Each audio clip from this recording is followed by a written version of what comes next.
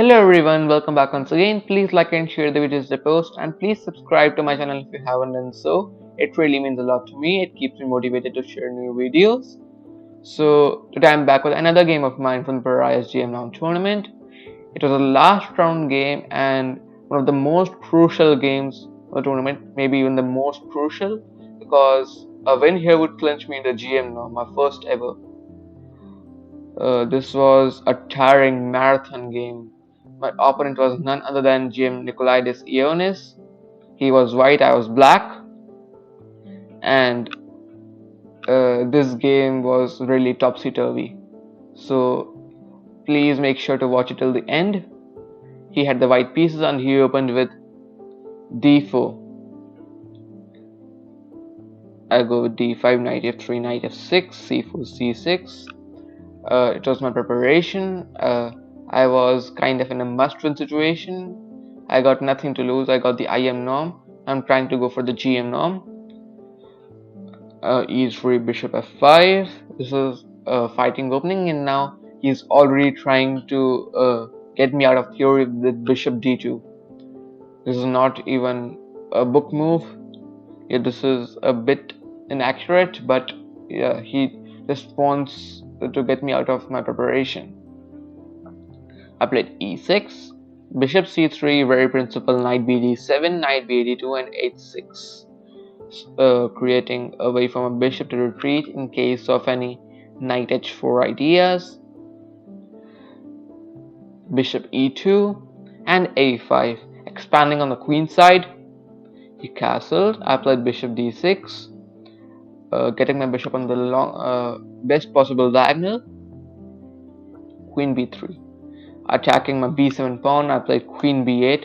At the same time, at the first I defend my b7 pawn, and at the same time I bring my queen to a very important diagonal, and it would create pressure along it. e4 might be next on the bucket list, and yes, I covered the e5 square, so there's no knight e5 trickery. He played a4. He wants to prevent a4 most likely, and rook a7, defending the b7 pawn twice. And yeah, he played rook fc1. Probably he wants to play knight f1 and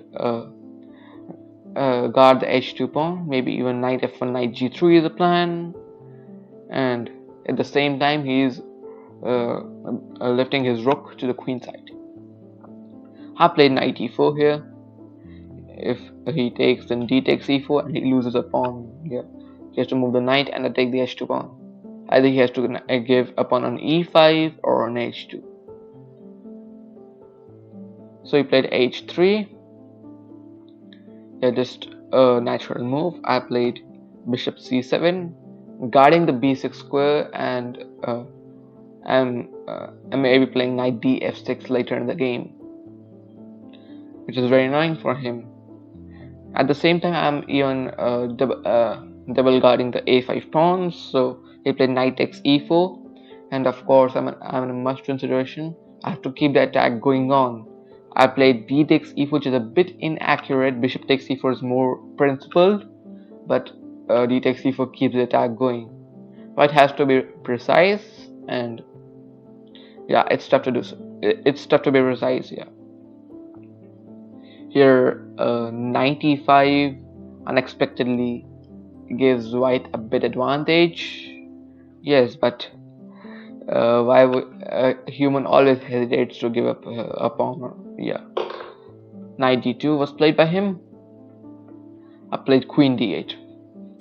I may be playing queen g5, channeling my queen to the king side, and another plan could be knight f6 followed by queen d6, taking use of the diagonal I put my bishop on and creating some nasty mating threats. Queen d1.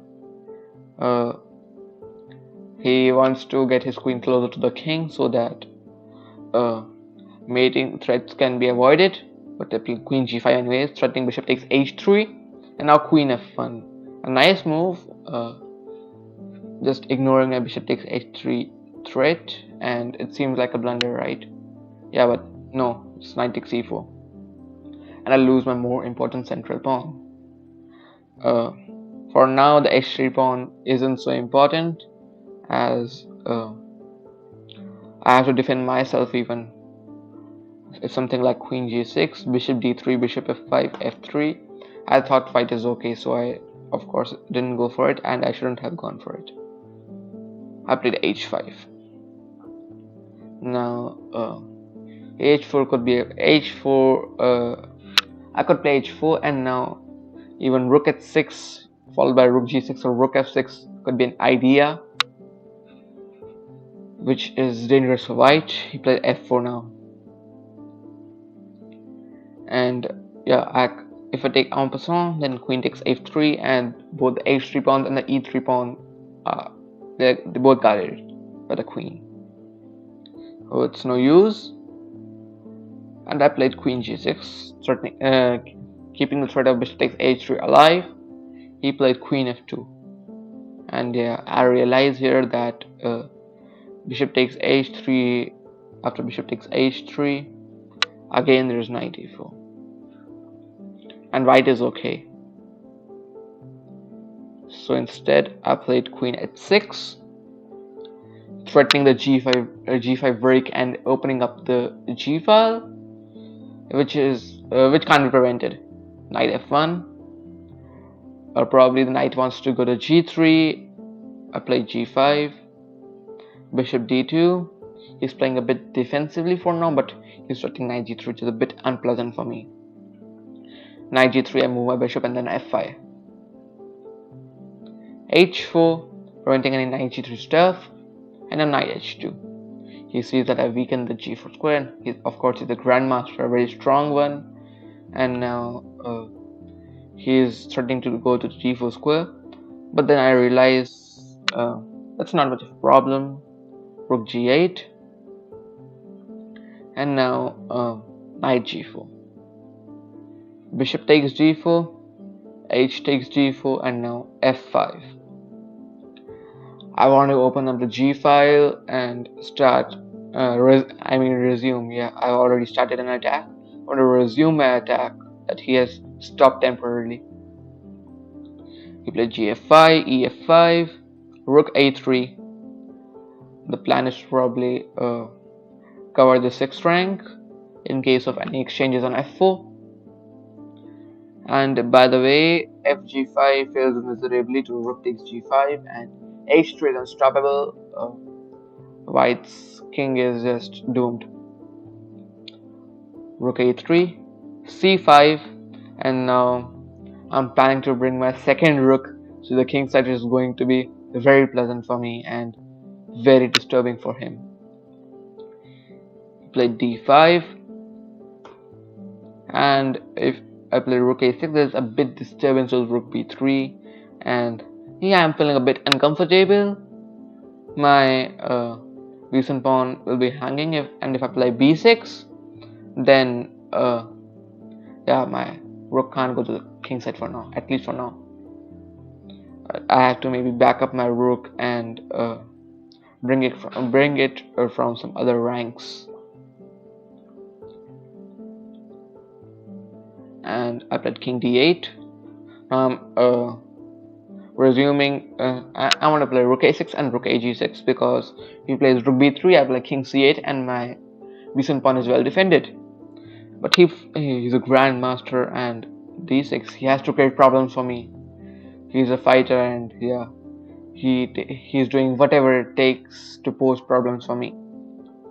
He opens up the d file, and now bishop takes d6. I have to take it, of course, and rook g1.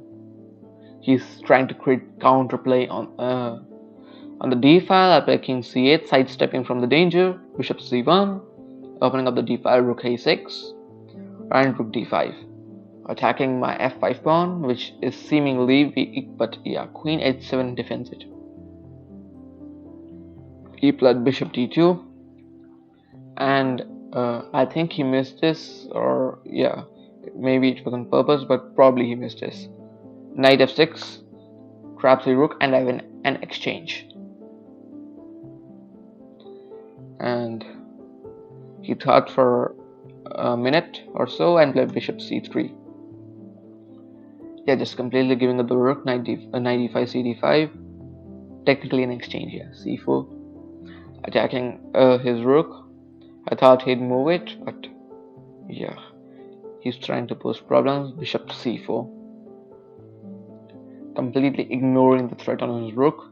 Bishop takes a3, and now I was expecting bishop takes a6, but he's Grandmaster Nikolaidis Ioannis, so he played bishop b takes a3. He has a bishop here, and this biship here it will be very strong if I don't play accurate in the endgame. I played rook ag6. It looks like I'm winning, and I thought so. Yeah, I thought there's no way he's going to create counterplay. He played bishop f1, guarding the g2 pawn. I play h3, threatening it even more, and now queen c2. And to be honest, I rushed a little bit here. I played g takes f4. H takes g2 is just decisive. It's just game over. He has no time for counterplay, no time. Bishop g2, gf4, and he can't save his g2 bishop, and moreover that comes with a check. Just no time. I rush into g takes f4. I should have thought here a little bit. It's move 38. Bishop e5 check, king d8, queen c5. I thought this was nothing like after b6, queen c3. And after b6 I gained time because we have reached move 40, so we get additional 30 minutes on the clock. Queen c3, and yeah, I should have played h takes g2 here even, and I was scared of bishop f6 check, but as it turns out, rook takes f6, queen takes f6 check, king c7, queen c6 check, king b8, queen takes b6 check, queen b7, and it's game over. And by the way, if bishop takes g2, then there's f3, and I win the piece. I'm just a full rook up. Not to mention a pawn on the 6th rank is a disaster for white. But I failed to calculate that whole line, and I played rook f8, which is okay, but yeah, it loses some of the advantage. And he played bishop a6, threatening queen c8, which is very annoying, and I had to play queen d7. Rook takes g2 check doesn't do much, as he's just gonna sidestep, I thought, yeah. And the queen c8 threat still remains, and in addition to it, bishop f6 check is also an annoying threat. So I played queen d7 and bishop b5. With queen c8, bishop c6, rook takes g2 check, king h1, and rook g6. I'm in time to stop the bishop f6 check, and but I have lost almost all of my advantage. He's got bishop takes f4, exactly precise, and I have a blunder. It's a mistake, queen a6. And as soon as I play this move, I saw that he has the amazing move bishop c7 check, and I thought that I've just lost the norm. I can't win it. And to where I thought that he would be resigning after g takes f4. To my surprise, yeah, I've gotten into a situation much worse than that. Queen a6, bishop b5, and even a single mistake could cost me the game. He played bishop b5, which is not accurate. Bishop c7 check is there, king takes c7. If king e7, there's d6 check, and this looks so scary. Just walking your king into the danger. King takes c7.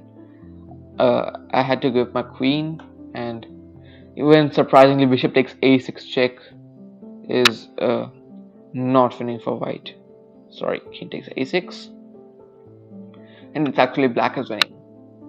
So black is winning here. He has to play the accurate move d6 in order to draw the game. Yeah.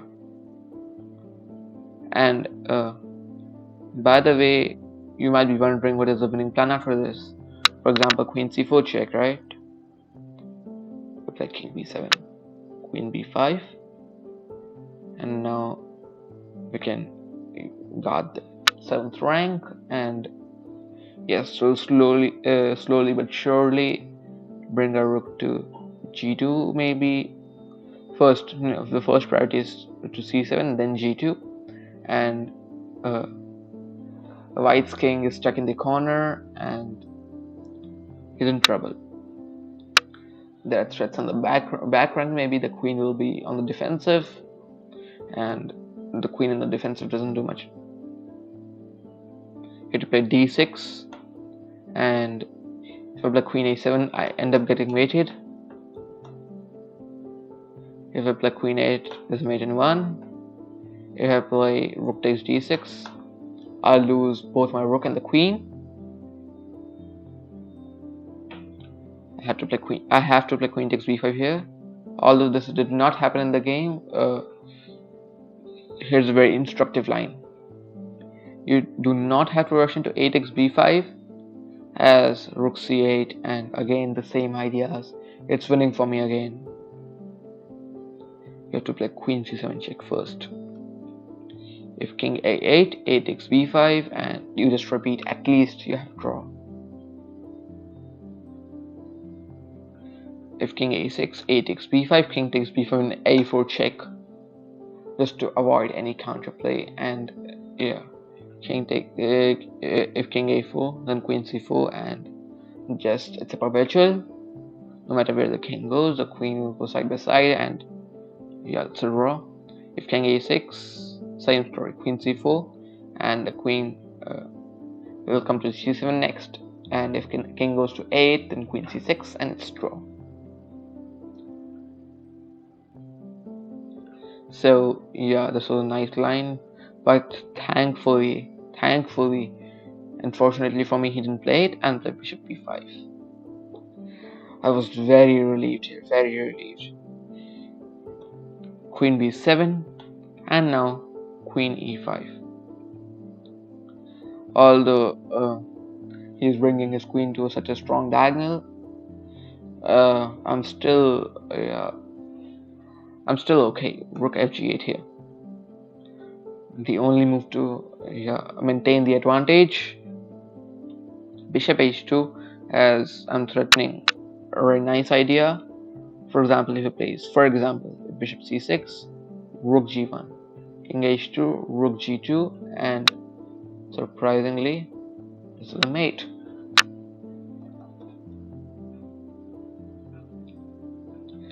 Bishop h2 covering the g1 square, and now I play queen c8, threatening queen c1 and a back rank mate. I thought that he was going to play bishop c6, and I had initial plan rook c6 and simplifying into an endgame, because yeah, it was very complex. His bishop pair was very strong, and something like this.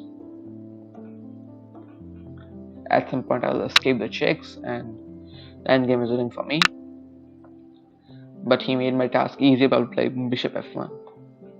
And now I play queen c1, putting pressure along the back rank. Queen b8 check, king d7.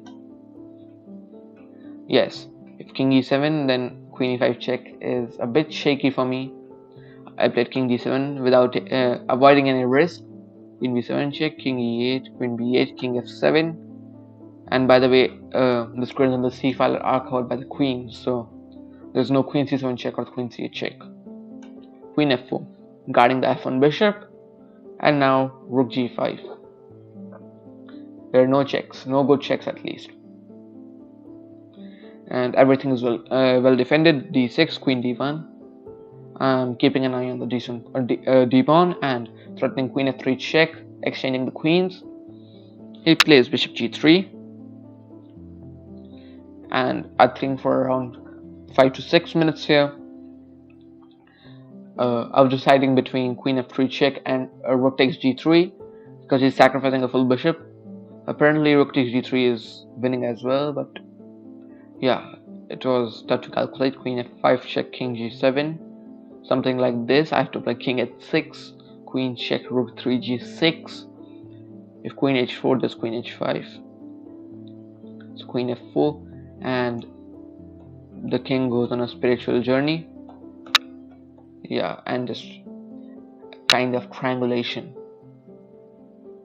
just moving around in circles. But surprisingly, it wins. The winning method is very instructive. I played queen f3 check. I just have to keep things simple. Queen f3, ef3, bishop c4 check, king e8. I don't worry about an exchange. I'm just running in the endgame. He's already down a double exchange. He played bishop e5 check, king d8, bishop h4, played king c8, and now king h2.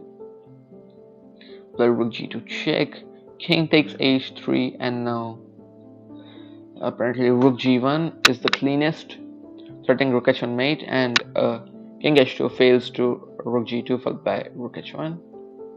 Yeah.